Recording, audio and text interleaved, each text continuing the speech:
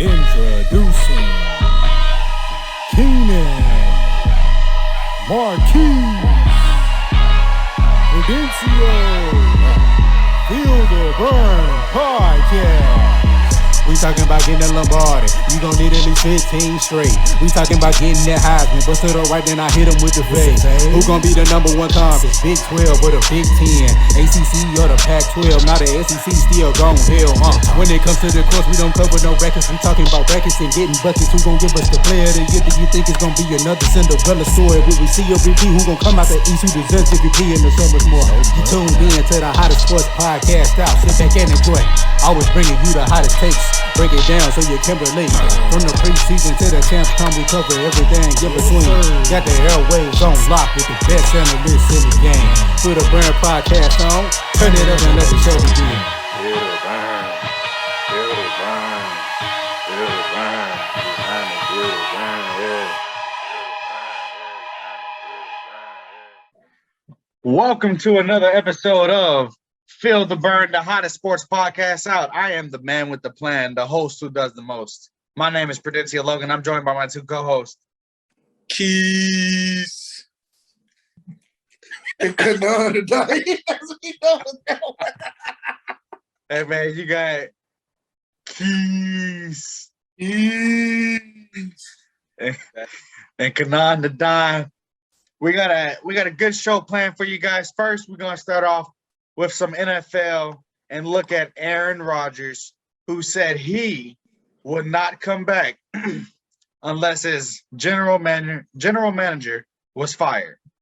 And Keenan, I want to jump to you. I want to know what you think about that, because calling for another man's job is a little different. Yeah, it is different, especially coming from Aaron Rodgers all of a sudden. I mean, I can see why. He's getting older. You still haven't drafted a first round receiver for him. Really haven't brought in decent help with the exception of Davante Adams. And now the running back is finally coming on. The running game is finally coming on. But it's just get fed up. I mean, you constantly losing. The way you went out last season when the ball wasn't even in Aaron Rodgers' hands. And it's because of what? You brought that coach in. Coach changed up the game plan. So I can see why. I don't like the way he's doing it, per se. But I can see why he's calling for the guy's job. Keys, what you think? So people always bring up, Aaron Rodgers hasn't had the receivers. He hasn't drafted a first-round receiver. Here's the question. When Aaron Rodgers has been there, what has been the issue? Offense or defense? Defense. So if the issue has been defense, and when the last time we went to Super Bowl, they played Pittsburgh, not rubbing it in. They played Pittsburgh. They had a really good defense, right? Those players left. You got to bring in other players. So what was the biggest difference from this year, even to previous years? The defense was much better. They've been, 13-3 this year, and they've been, 12-4 last year, or 13-3 again. The team is not bad. The issues with, we need to draft him a receiver. The offense isn't the issue. It's defense. And while you can say this year he lost to, they lost at home in Lambeau, the ball wasn't in his hand. That was a play calling issue. That wasn't a general manager issue. So I think as a quarterback, I would rather give me some, and as talented as Aaron Rodgers is, I'm not as concerned as the receivers. Go give me help on defense. We got to be able to stop somebody in order to win when it comes late in November, December, and even January. So even though he's saying I need some receivers, blah, blah, blah. Davante Adams, what's the guy from Iowa State? Those guys are Lazard. These are really good pieces for Aaron Rodgers. You just need to focus on defense. Now, the excuse with Jordan Love last year, wholeheartedly, that was not the right move in the first round. Completely can't agree. You could have got something else. You could have got something else on defense. Or if you want to say anything. You could have taken anything but Jordan Love. Right. Was touching the field as if they was up 45 or he was hurt. Those are the only two times Jordan Love was stepping on the field. That was the last straw for Rodgers, really. It ain't said because how it happened like that, but I really believe he's still salty about that Jordan Love pickup. You know what I think the problem is? He sees Brady in Tampa Bay. He sees that the general manager, the coach are coming to. They treat Brady like a different player. You know, on the field they treat him the same sort of, but off the field, Brady has different type of power than other players, and he has different type of persuasion. He can say, "Let's go get that guy. Let's go do this." And Green Bay, they treat Aaron Rodgers like everybody else, and Aaron Rodgers just wants that. You know, Russell Wilson said he wanted some protection. What do the Seahawks do? They go get some linemen, right? Aaron Rodgers just wants the same type of respect that these other quarterbacks are getting. He's a 3-time MVP. And while it's not appropriate to call for another man's job, that's probably the most irrational thing. I believe he is right and being fed up. And now you have, what has he drafted? Like, what has he refresh my memory on what has he drafted the past couple of years other than Jordan Love? They haven't went offense in the draft, but like I've said, no, I'm saying defensively. I'm talking about but defense. Any player, who's the impact player that they've drafted? Like Jair Alexander, after a couple of years, he was a second-round pick, I think. Yeah, and then like who's a playmaker on the Packers defense? No one really. Keenan Whiting just came up, but he was no first rounder. 2 years ago, one of the Smith. Which Smith was it? Zadarius. He had double-digit sacks, but this year he wasn't that good. And you know, you can't really. There hasn't really been an impact player on the Packers defense since the days of B.J. Raji and Clay Matthews. You know, I know why he mad. Why they had the opportunity to get T.J. Watt in the draft that year when we got him. Is he defensive player of the year? Is he justified in being upset? I think he is. What do you think, Keith? So this is the point. Well, this is my opinion. Can he be upset? Yes, he can wholeheartedly be upset about the Jordan Love thing. So if you're saying, you know, okay, if he's been drafting defense and you know they need defense and they have continuously been drafting wrong on defense, or that not enough impactful players, if the offense is not the issue, wouldn't that give you even a more excuse to keep drafting defensive players? But it's like the people he drafted is not impact, like not impactful, and it's not even about just the draft. You have free agency as well. What have you brought in? That's true. So that's now I'm about to get to that next point. How many people, no matter how good they are, have you ever heard say, "I want to live in Milwaukee"? Is that really? You better sell them as the GM. You better sell them. But I don't think that's the thing because players go wherever the money's at. The Packers don't sign players. Wait. You said it again. Money, right? You cannot. The money's not an issue. Wait. You can't sit here and say I want money to come, and then Aaron Rodgers goes and is one of the higher contracts as a quarterback. But Green Bay has money. You brought up Tom Brady. Tom Brady is known for a long time to not take market value. Russell Wilson took market value. When you take market value as a quarterback, you are going to have to give up positions. Honestly, I think when you pay your QB, this is just not for Green Bay. I honestly think when you pay your QB a lot of money, your team is going to be messed up in like a year or two. Thank you. So if you're saying I can prove you blame the GM for not drafting well, you can say, okay, that is fair. But if you as a quarterback and you say, I deserve this money, you have to understand that while I think I deserve this money, I know that there are going to be deficiencies on this team, whether it be offensive line, rather be receiver, corner. There's going to be some position that gets impacted. So again, if you truly feel that I'm ready to win, I got my money, take less money. Offer more than the other. Offer more. They do have support. They do have support. Offer more money than those other teams that can go out there and give somebody a max contract that probably doesn't deserve a max contract. Right. Could have got Shaquille Griffin to go with Jair Alexander. Dominant corners. Those problems. Russell Wilson, very highly paid, compensated. Does he deserve the money? Sure. Definitely does. What does that lead to? You got a hit in the draft. And if you know and as a player, you have to say, if my GM and my scouting department isn't hitting in the draft, I have to go get free agents. How am I going to get free agents? I need as much money as possible so I can be like, while it is cold from August to whatever it is in Green Bay, it is going to be worth it because I'm compensated. That is the difference between Tom Brady and the other 31 starting quarterbacks. I think every team that pays that QB like that, they mess up their team in 2 years. They don't see it, but it gets messed up in a 2-year span. Every time. So, are you saying this is going to be the 2-year span for the Chiefs? I believe so. When we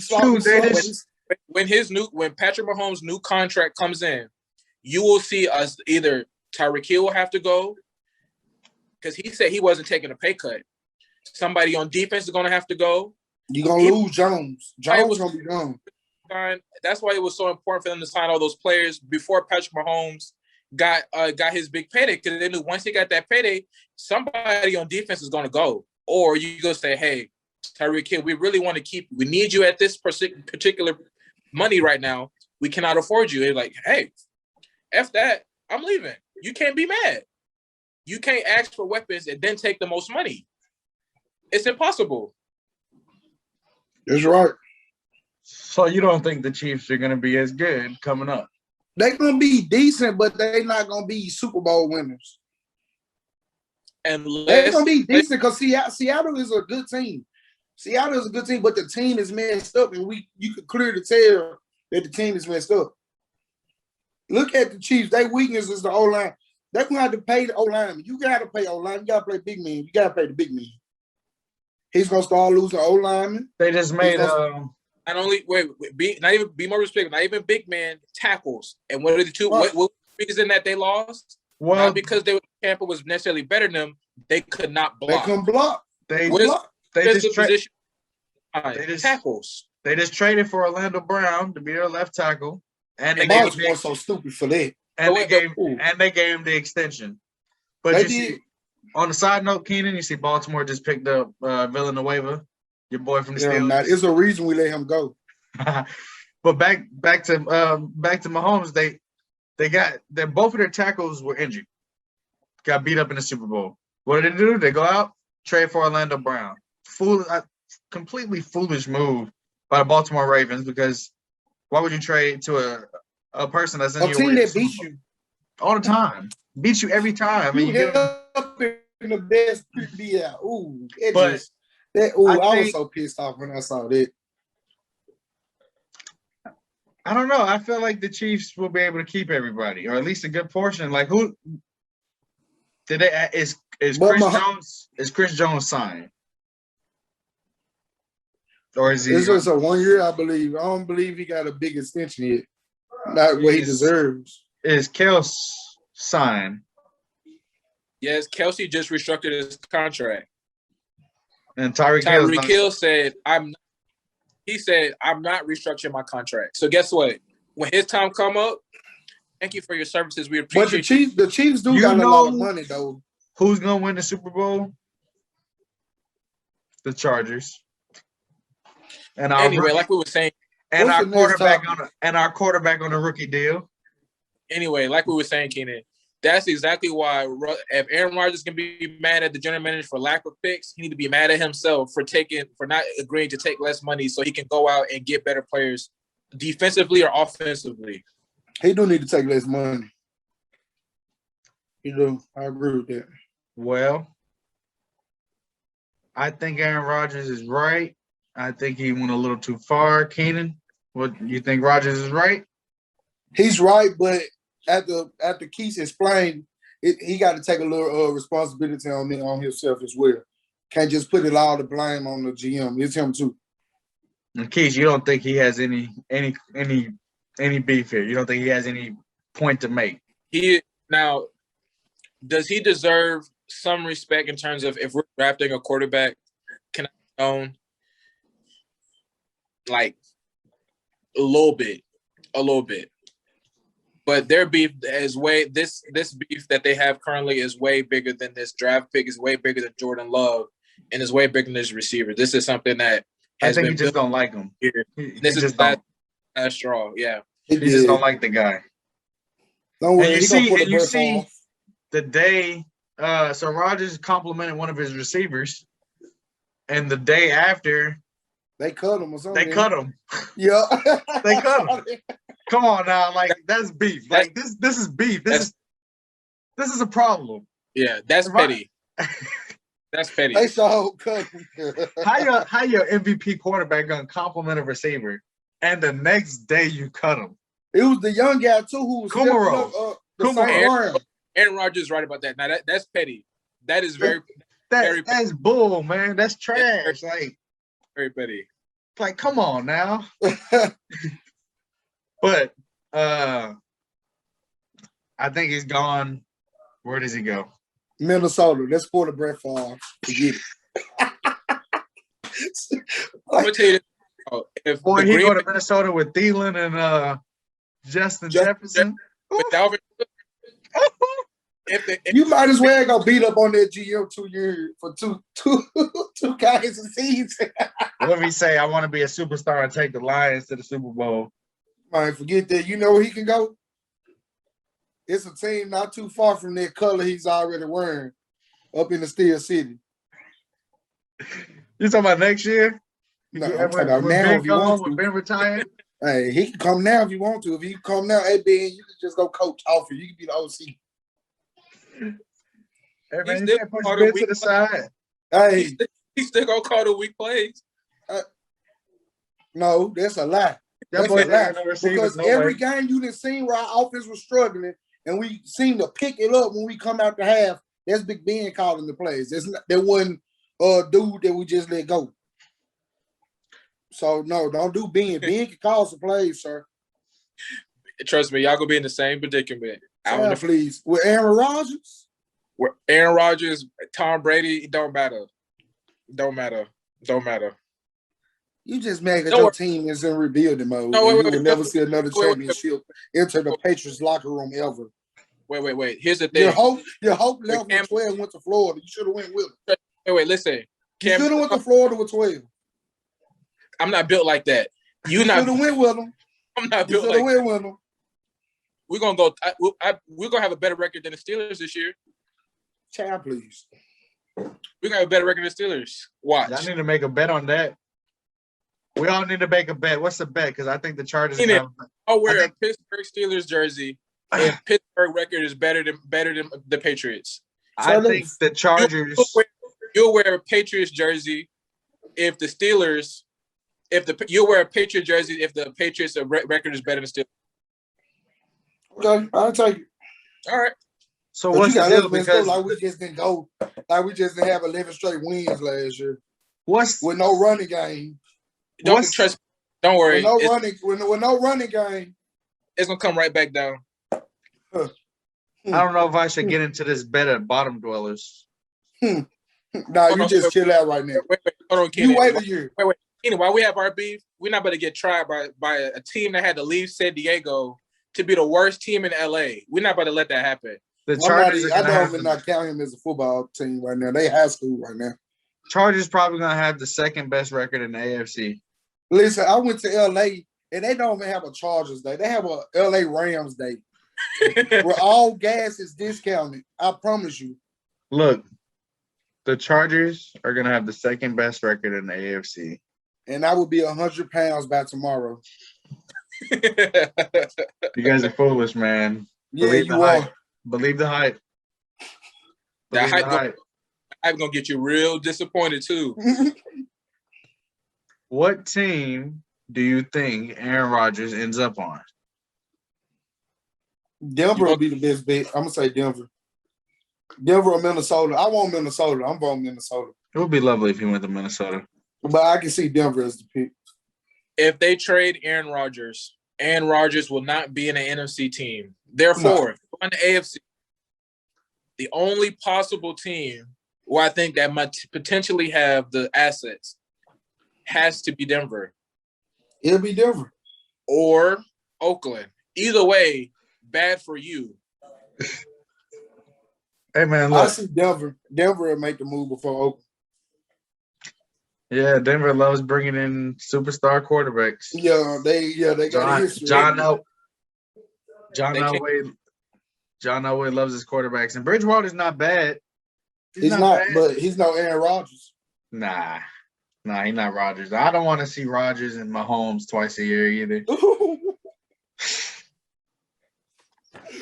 I'll be praying for you every game. I'm just gonna send a prayer to you every Sunday morning. You might know not watch the game. Y'all disrespecting the Chargers. I'm not disrespecting the Chargers. You have to see Mahomes and Rodgers. You can live with Carr. Herbert. But Mahomes and Rodgers. Herbert. They ain't Mahomes or they ain't A-Rod. He will be. Y'all better make that trade and just let Herbert learn from him for a year. That's foolish. The man threw 4,300 yards last year. He can't sit on the bench. And still lost. Everybody was hurt. Coach sucked. Right. Coach we sucked. had injuries too. Y'all won 11 straight and then lost to the Browns in the playoffs. Okay. The Browns. Browns are up and coming. And we just had too many injuries at the same spot, bro. What spot? Linebacker. You know what the problem is? It's Ben. He sucks. No, we just had too many injuries at the same spot. Villanueva can block a soul while he at Baltimore. Lamar gonna be running for his life. There's a reason we let him go now. Just like when the Patriots let people go, it's the reason we let people go. We don't just let them go like the Chargers do. Well, we took one of your guards. Who y'all get? Matt Flyer. Good luck. He good, man. Good. Hey, man. Next time. Who on the Steelers O-line? We drafted a couple, and we still got the rookie Dawson, who stepped up very well last year. I think he only gave her one set throughout the whole season. He played guard and tackle. I can't pronounce the tackle name from last year. Zach Banner is back as well off the injury. Hey, I believe in my boy, so he ain't talking about nothing. 17 games next year. I got the Steelers at 6 wins. Oh, okay. Y'all gonna get y'all get 9 or 10. We'll get 10 or 11. Y'all gonna finish third in the division. No, we ain't. We're gonna have 12, so it don't really matter. Everybody's so caught up to what the Browns doing and all that. Y'all forget that they 2 main star defensive players, Brady can play a whole season.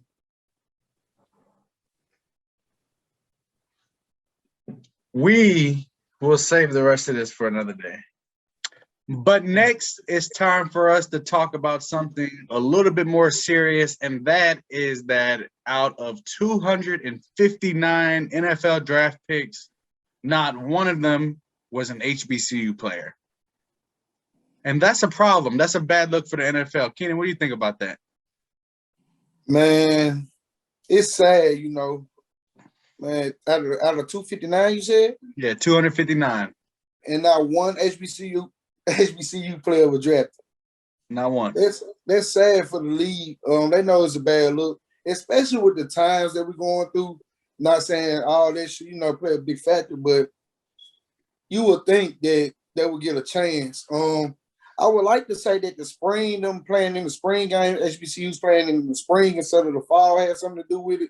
But that's still not an excuse because, you scout year round, all day, every day. You've been you scout players back in middle school now, waiting on them to get to the league. So that's not an excuse. But I think next year the NFL gonna try to make up for it because it's gonna keep revving up in the news, I think, on them.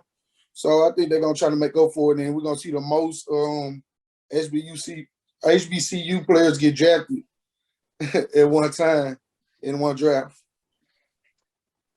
Keys, I want to come to you right quick. What you think about that? There is absolutely no way that in 259 picks, there's not one HBCU student. It's impossible. For the most part, HBCU students are 3 or 4 year players, meaning in all 4 years. They're not going out early. They're not leaving as juniors or et cetera, et cetera. So you have valuable tape on these guys. And now if we're able to give other players that are in bigger conferences 12 games to be able to scout and you be able to make a pick between rounds 1 through 7, you can't tell me a guy that's been a premier player for 2 or 3 years, and because they didn't play in the fall you sit here and say, "Oh, well, we didn't have enough tape, them guy." I think this speaks more volume of how does the NFL GMs, how do scouting departments, what is their true opinion on the quality of HBCU football? Usually, the MEAC and the SWAC are considered the worst Division I conferences. So I think it speaks to more of that, where they're saying that they're not playing enough quality opponents for us to say that this guy is a difference maker for us to be able to take a chance on them. I think the problem comes down. So majority of the problem belongs to the NFL. They just obviously don't value. Obviously, the value of HBCU football is at a low. Okay, apparently, I haven't talked to any NFL professionals, so I wouldn't know. But apparently, the value of HBCU football is at an all-time low. But another problem comes with the schools themselves. You see universities like Alabama, for example, who's basically funded by the football program and bringing millions upon millions of dollars. They have proud alumni that give back and donate and things of that nature. And HBCUs lacking that. They don't have the same type of money. They don't have the same type of resources. The alumni aren't giving back as the millions that these other big schools get. So obviously facilities are lower, and why would now as a high school student, why would a kid come out of high school and be like, yeah, I want to play for HBCU? I'm a football coach, and I was at practice, and we have a guy who's going to a small school, D2 school. He said, yeah, I was thinking about going to HBCU, but shoot, they all just went undrafted. I was like, I don't blame you for feeling like that, but just because they went undrafted doesn't mean HBCUs don't produce good quality football players. I think that's the thing, that they got a negative stereotype that many people outside of the realm, that's how they see HBCUs, as party schools, as schools that, you can play, but you probably won't go pro from. And all these negative stereotypes, and, the NFL doing what they did over the weekend by not picking any HBCU players, it just adds to the stereotype.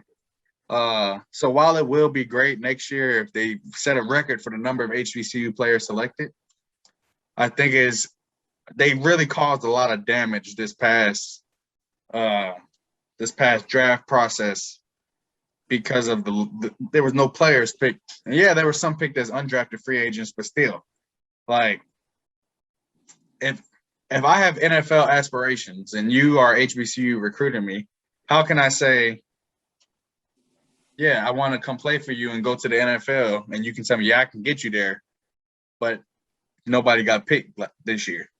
And so now the types of players, I think, will dwindle down a little bit, making it even harder for these players to get picked in the draft.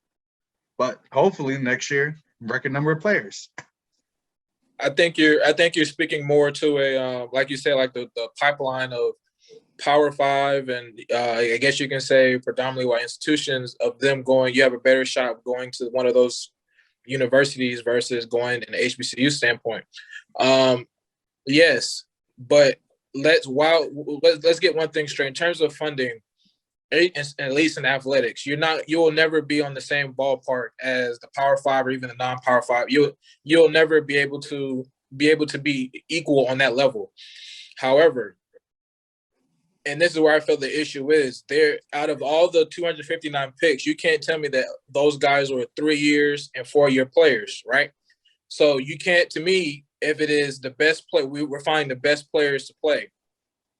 In HBCU football, for the most part, like we said, those are 3 to 4 year starters where you have a lot of tape on these players.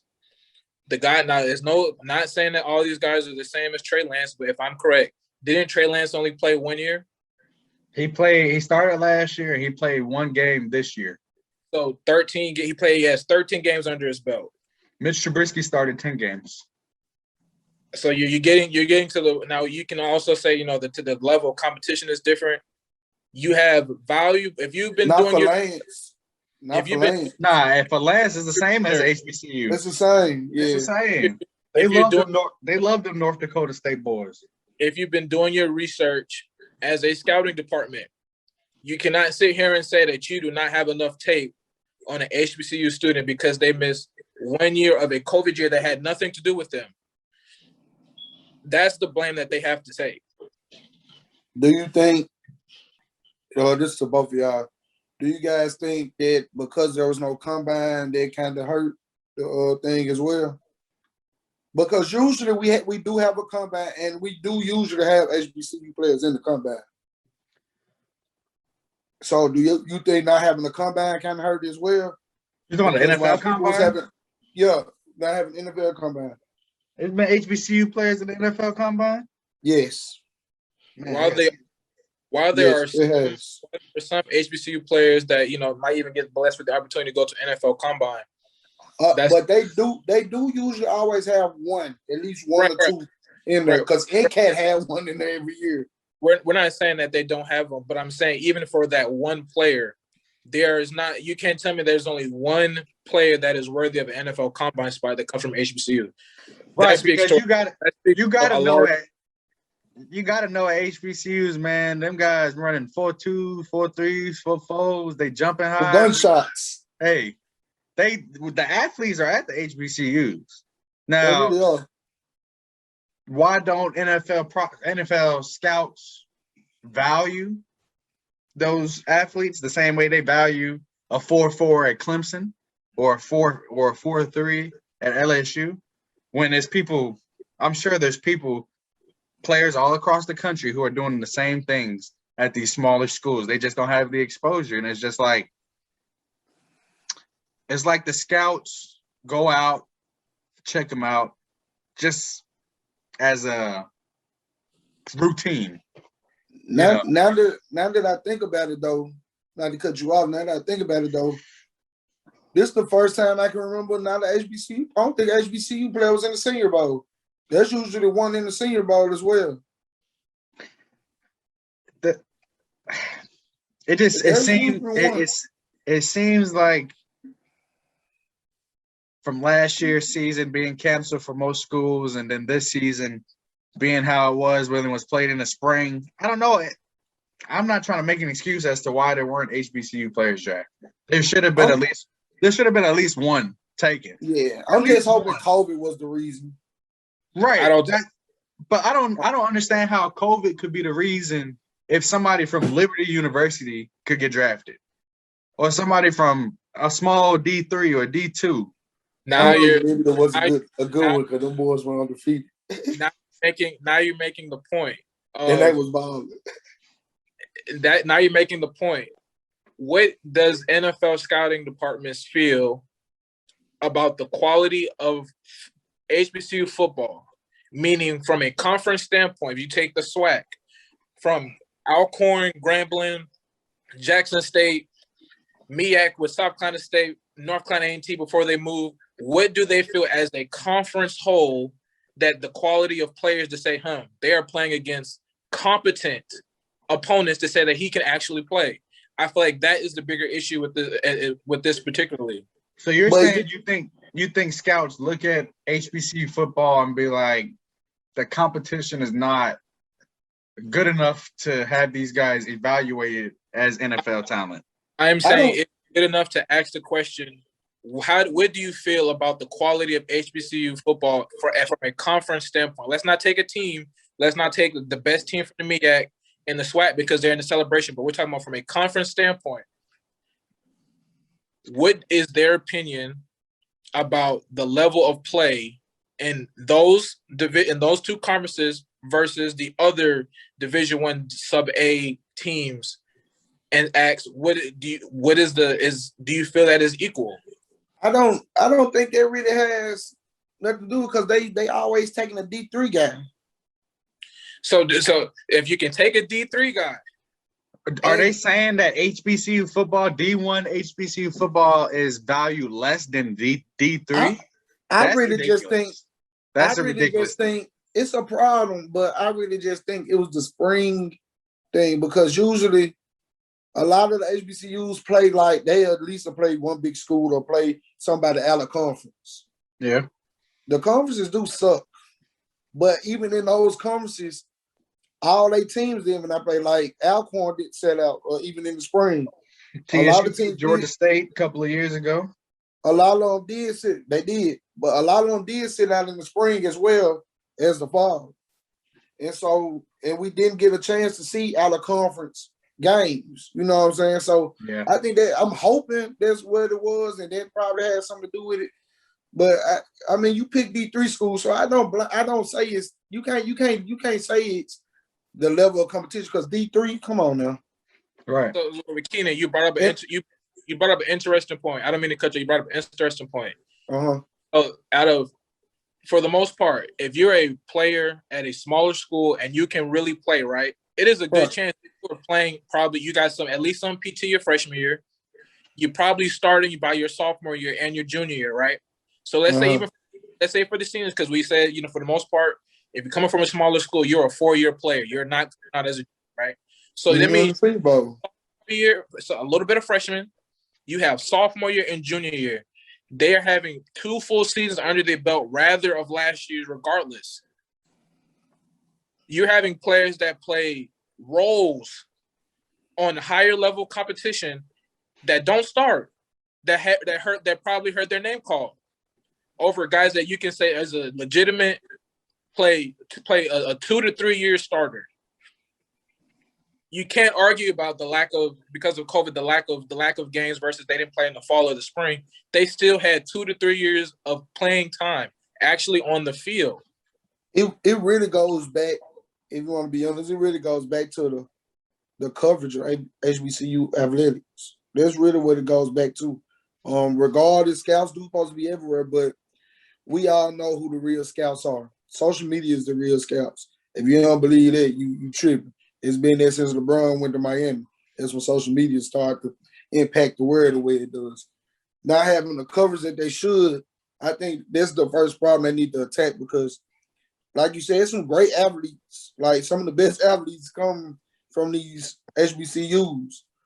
And I think not having that coverage hurts a lot as well. Like even not just this year, every year, because it's some that could be going in the second round, some down in the first round. So I think the media coverage is one thing, and then they got to get better scouts because clearly they only looking at certain things as a scout, and they probably just watching on TV anyway as is. They probably weren't not scouting in person this year. So media coverage don't play a part in it because a lot of fans win their games. So that's a fair point. So. Like I said, we always, while we're critiquing and we're giving our opinions, I always feel that the reason we are what we are is because we're offering solutions, right? So you mentioned one issue or concern. I won't say issue. One concern is lack of exposure, right? So do you feel that this needs to be addressed by the HBC universities in terms of their media communication, mass communications, or community? The media department. I think. What do you know what I'm trying to say? Yeah. What can we do to fix that specific concern? I think the HBCUs needs a voice, like have more of a voice on it. Like they need to say, look, y'all need to come look at us. You know what I'm saying? That I think some big schools should actually look, man. Y'all need to go look at this HBCU down here because they gave my boys hell in the scrimmage not too long ago. You feel me? And I think scouts and the pros have something to do with it as well. Hey, y'all need to show so and so on TV sometimes. They got an NFL player. You know what I'm saying? I think everyone plays a part in it because, like, even one of the top grads, not to switch to basketball like that, but one of the top HBCU players in basketball, he's transferring to Memphis. His statement was he coming from, I think it was Hampton. He averaged like 22 a game. He called one of the top transfers. His statement was when they asked him about it, Man, I'm one of the top scorers in the nation, top 5 scorers in the nation in all NCAA. But I ain't get exposure. Nobody talking about me because I'm at the HBCU. Now watch what happened when I go to Memphis. That was his exact statement. And they're gonna respect him in Memphis. They're gonna respect him being coached by Penny Hardaway.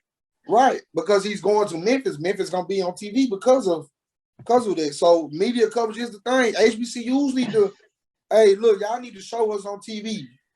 They need to talk to these folks, and everybody else need to just jump on board.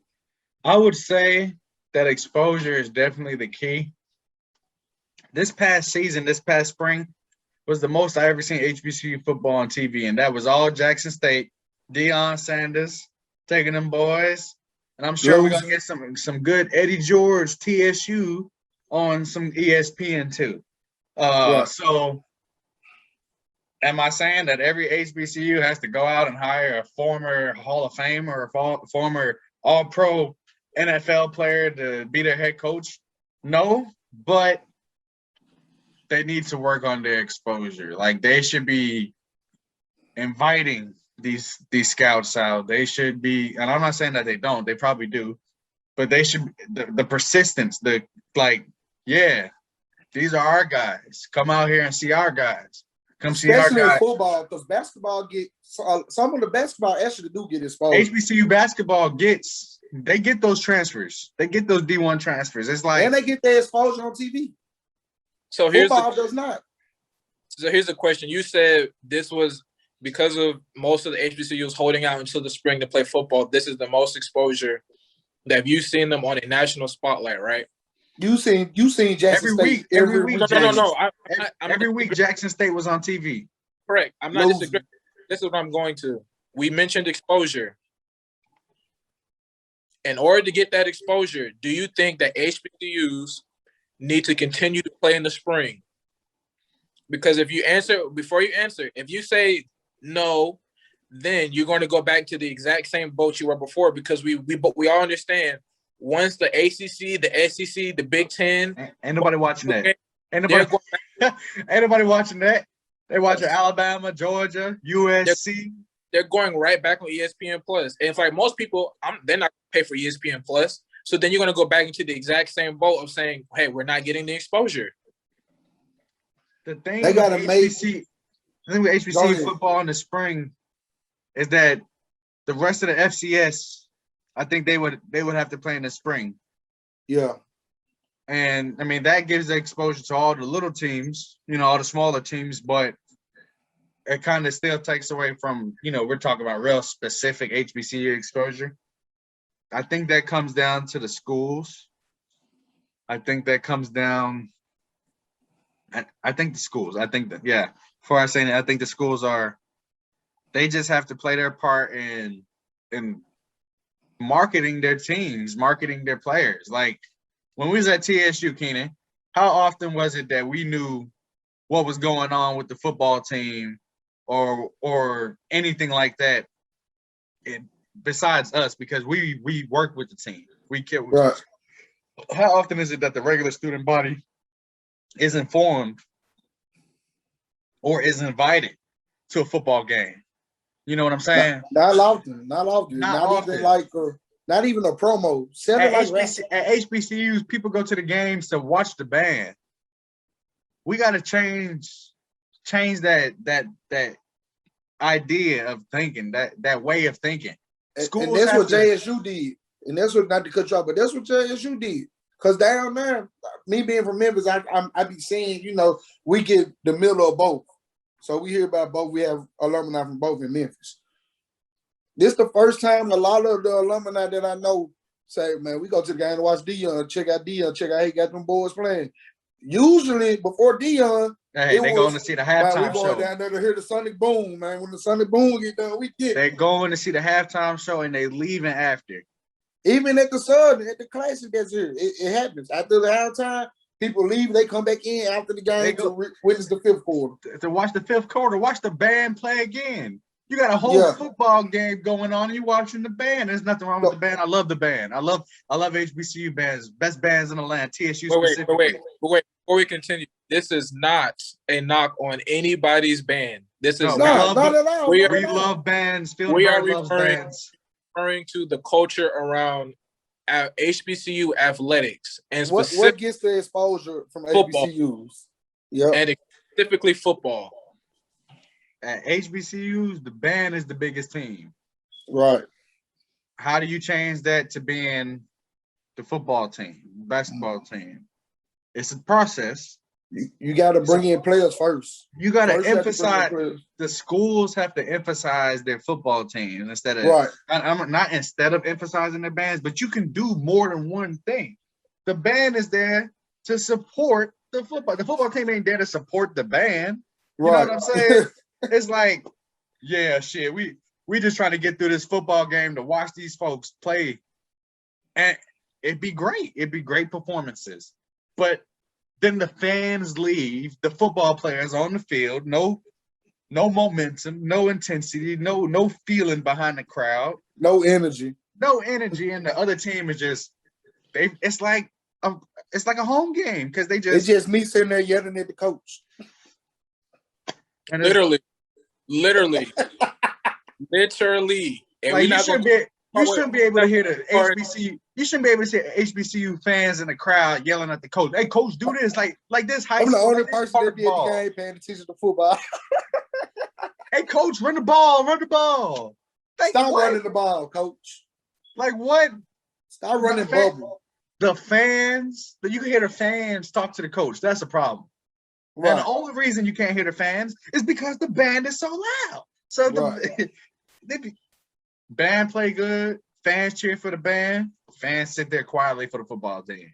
We got to that notion, that emphasis has to change throughout all HBCUs, or unfortunately, similar things will continue to happen in the future because HBCUs, besides Jackson State, besides TSU, besides NCAT, besides Grambling, who else is good at football? I mean, TSU's Right. and the OVCs completely, they're not even good, but they just hired. They on the Jackson State wave. Get your all pro coach. Ties to the community, ties to the city. They on the wave. Who else is taking football seriously? Alabama State, they just beat Jackson State, right? But who is taking the game seriously? Who is treating the player seriously? Who is maximizing the team? And that's where a lot of these schools fall short. So while it is a major responsibility for the NFL to do its due diligence in scouting these players, part of the responsibility goes to the schools because they don't do the jobs in their marketing and their exposure and their emphasis on the football teams. Right. So that's kind of where I stand on it. I think you made some great points. I think in terms of, I don't want to say players, but as a fan base, we have to uplift our players to make them feel that they are on another level. They're more than just an HBCU football player. But they go back to marketing too, though. Well, no, but outside of marketing, like all of us, we all have we all have a part in this, right? This is what I'm saying. We have to make our athletes feel like, yes, you will not get top tier locker rooms. You will not get the best of the best facilities. But when you get here, you have a loyal fan base that will be behind you just as if you are at a Power 5 conference. Or that is something that we can do that is cheap. Yeah, the players got to stop telling these boys after the game, yeah, y'all suck. Yeah, y'all do this. Instead of uplifting them, y'all gonna get them next week. It's none of that. It's always y'all suck. Y'all couldn't beat them. It's fire the coach for me. It was always there for me. It ain't your. I always tell them, bro, it ain't your fault, bro. Y'all good. It's the coach. He sucked. Hey, hopefully next year the NFL will do its due diligence and drafting these players, and hopefully there's a record number of HBCU players drafted to make up for this year. 20 players, 25 players, whatever the number is. Draft those guys and let's move on from this, because obviously this was a hiccup in the NFL trying to move on, trying to move forward.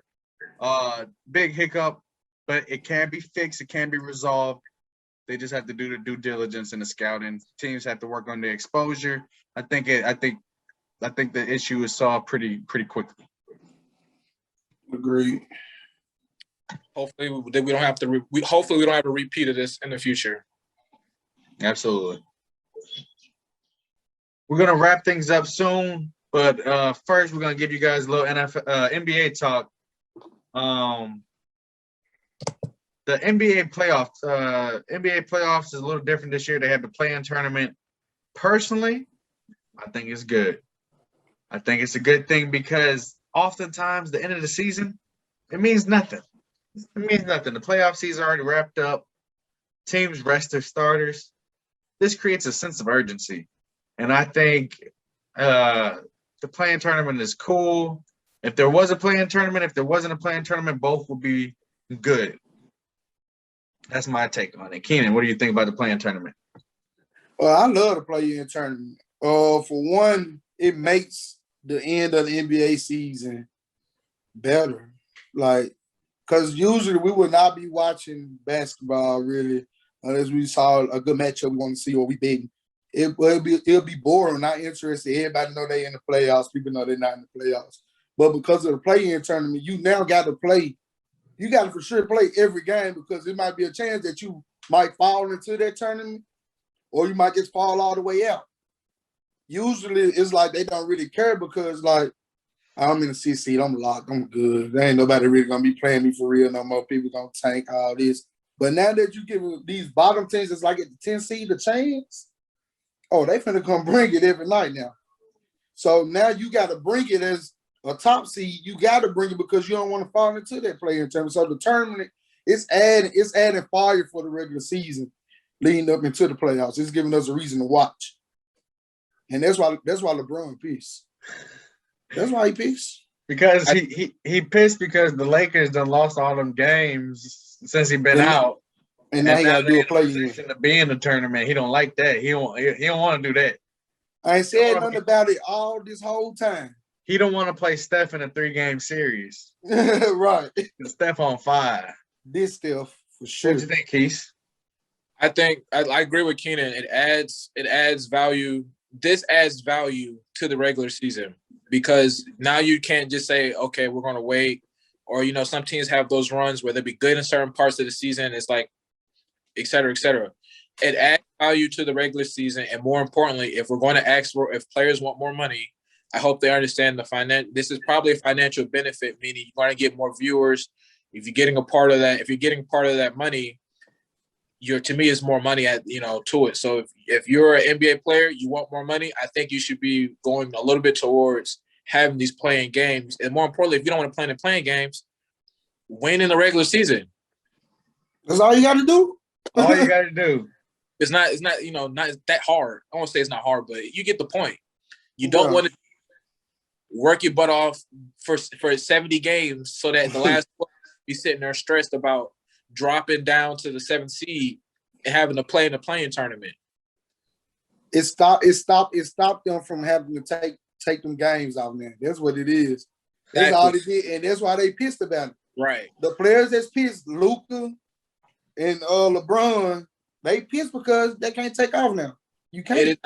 It's probably not now. It does hurt older players. I will say it kind of because, like you mentioned before, in terms of taking games off of those rest days, so you're gonna have to cut back on some of them rest days to make sure, like, okay, I know we're struggling. Right, we might be struggling in February. Let me wait till boom, boom, boom to get it done and get it done and pop it. So that's the only downside. Real quick, guys. Final 4 teams for both conferences. Eastern Conference is the last 4 teams right now are the Boston Celtics at 7, the Hornets at 8, the Pacers at 9, and the Wizards at 10. Oh, that's going to be a hell of a tournament. Personally, I want the Wizards to beat the Celtics. Celtics ain't been that exciting this year. And Russell Westbrook, he's been balling. Russell Westbrook versus KD in the first round is going to be beautiful. And then LaMelo, Pacers versus Hornets. I think I'm going to roll with the Hornets because I love the Hornets announcer. I can't. I want to hear him in the playoffs. In the West, the final four teams are the Blazers, the Grizzlies, the Warriors, and the Spurs. I think the Blazers will beat the Spurs, but I want the Pelicans to get to the 10th spot. And I think that the Warriors are going to beat the Grizzlies. So it's probably going to end up being Phoenix Suns versus Steph Curry in the first round. Keenan, real quick, Grizzlies or Warriors?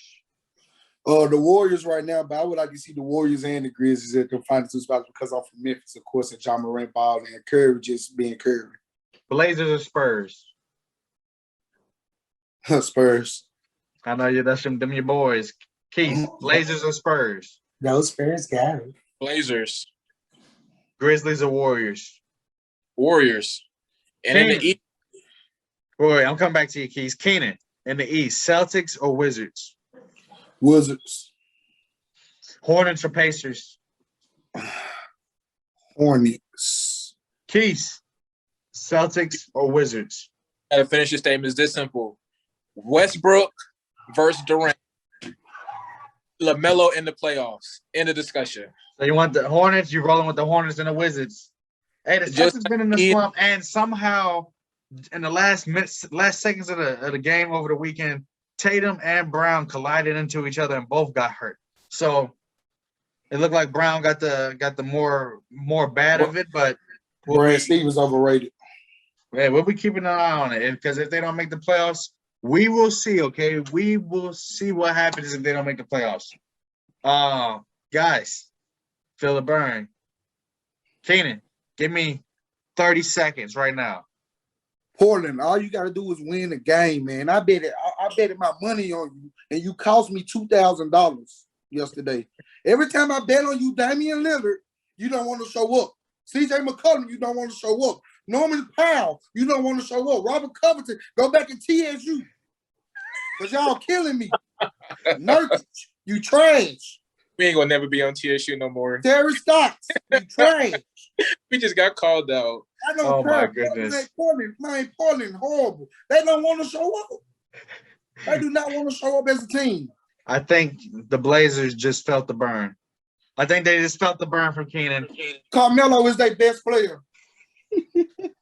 Hey, man, that was another episode of Feel the Burn, the hottest sports podcast out. You can follow me on Twitter at Prudencio_Logan and on Instagram at Prudencio.Logan. Keenan, where can they find you? Gorilla Pimpin' 64. Instagram, Gorilla Pimpin' 64, on Twitter at Big_K64. Keith. On Twitter, just_Keys_. And you already know on Instagram, Keys. Two Q's, two U's, two I's, and two S's. And you can find this great show on YouTube at Feel the Burn Podcast. And you can follow us on Instagram at Feel the Burn Pod. Fellas, I think they felt the burn this episode. We had a lot of great conversation, a lot of good topics we reached. I can't wait till next episode. Go Spurs, go. We got some big stuff planned for next episode. Check in. Feel the burn. Thank you guys for tuning in. Keys. He a real tight end. Fullback. He'll be a fullback. Every time he touches the ball. Keys. We got to put you on the team. We got to put you on the team.